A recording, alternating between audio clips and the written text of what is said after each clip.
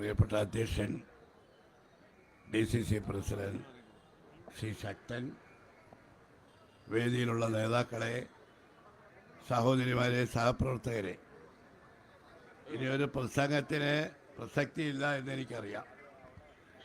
KPCC പ്രസിഡന്റും പ്രതിപക്ഷ നേതാവും ശ്രീ മുരളീധരനും ഈ സ്വർണ്ണക്കൊള്ളക്കാരെ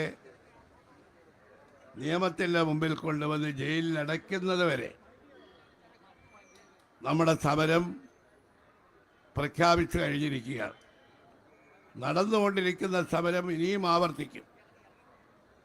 തെരഞ്ഞെടുപ്പല്ല, ഇനി എന്ത് തന്നെ തടസ്സങ്ങൾ പറഞ്ഞാലും അതിനെല്ലാം അതിജീവിച്ചുകൊണ്ട് ഈ സമരം മുന്നോട്ട് പോകും.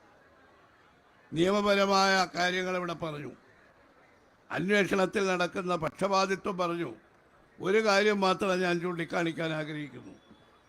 ഈ സ്വർണ്ണക്കൊള്ളക്കാരുടെ കാര്യത്തിൽ മാർക്സിസ്റ്റ് പാർട്ടി ഭരിക്കുന്നത് മാർക്സിസ്റ്റ് പാർട്ടിയല്ലേ?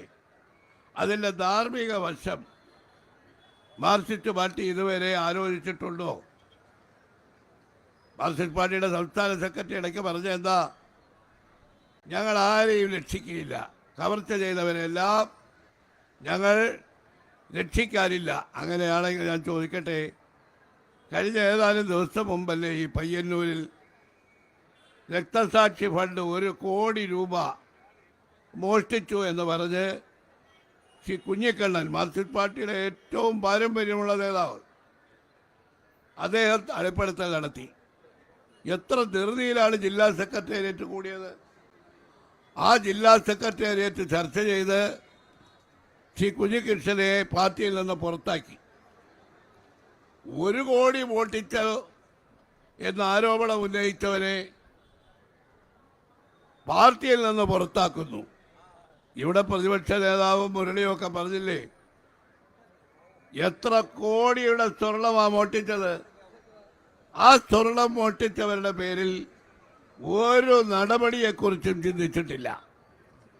എന്നിട്ട് ഞങ്ങൾ പാർട്ടിയിലെ കോടാലിക്കൈകളായി എന്നാ പറയുന്നത് കുഞ്ഞേശ്വരനെ. ഇതാണ് മാർക്സിസ്റ്റ് പാർട്ടിയുടെ ഇരട്ടത്താപ്പ് നയം. പിണറായി വിജയനും MV ഗോവിന്ദനും മാർക്സിസ്റ്റ് പാർട്ടി ഒന്നടങ്കം ഈ സ്വർണ്ണക്കള്ളവർച്ചക്കാരെ സംരക്ഷിക്കുകയാണ്. അല്ലെങ്കിൽ എന്തുകൊണ്ട് ഈ ഒരു പാർട്ടിയുടെ രക്തസാക്ഷി ഫണ്ട് വെട്ടിച്ചു എന്ന പേരിൽ വെളിപ്പെടുത്തൽ നടത്തിയവരെ പുറത്താക്കുന്നു? പണ്ട് മോഷ്ടിച്ച MLA ഇപ്പോഴും സുരക്ഷിതനായി നിൽക്കുന്നു.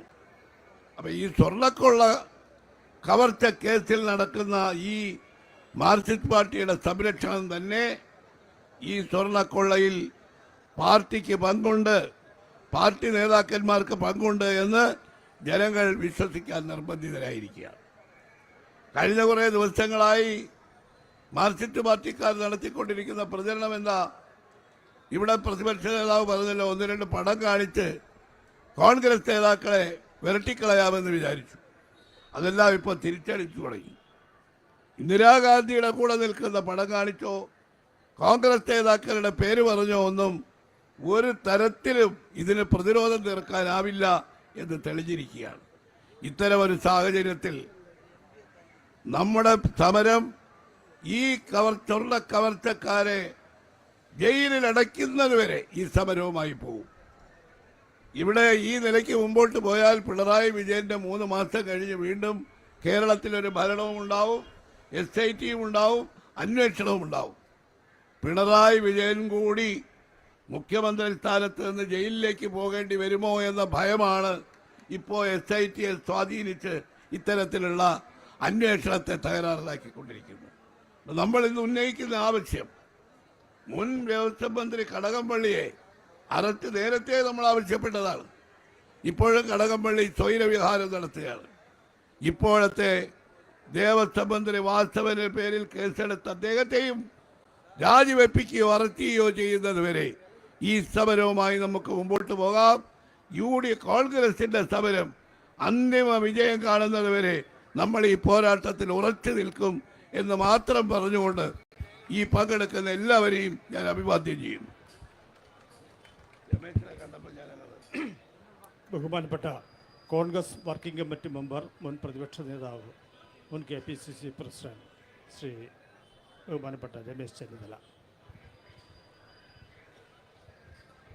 യോഗത്തിൻ്റെ അധ്യക്ഷൻ പ്രിയങ്കരനായ